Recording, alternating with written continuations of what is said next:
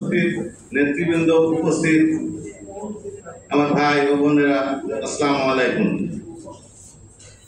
আমরা এমন এক সময় উপস্থিত হয়েছি, আজকে বাংলাদেশে পূর্বাঞ্চলে 11টি জেলায় ভয়াবহ বন্যায় লক্ষ লক্ষ মানুষ পানিবন্দী মানবত জীবনযাপন করছে।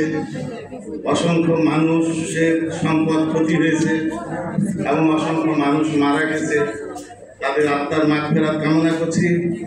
সেই সঙ্গে তাদের পাশে দাঁড়ানোর জন্য আমরা সকলেই যেন ঐক্যবদ্ধভাবে কাজ করতে পারি, তাদেরকে মনোবল দিতে পারি, সাহস দিতে পারি, তারা যেন আবার ঘুরে দাঁড়ায়। আরো স্মরণ করছি, এই পরিবর্তনে বৈষম্য বিরোধী ছাত্র আন্দোলনের যেসব নেতা শহীদ হয়েছেন, আবু সাইদ থেকে শুরু করে ফারহান, মুগ্ধ এবং অনেক দিনমজুর শিশু নিহত হয়েছেন, আহত হয়েছেন, আমি তাদের সমবেদনা জানাচ্ছি এবং তাদের মাগফিরাত কামনা করছি। আমরা একটা সুখী সমৃদ্ধ বাংলাদেশ যে গড়ার প্রত্যয় নিয়ে যে আমরা স্বাধীনতা অর্জন করেছিলাম, সেই স্বাধীনতা অর্জন আমরা এখনো করতে পারিনি। আমাদের অর্থনৈতিক মুক্তি আসে নাই।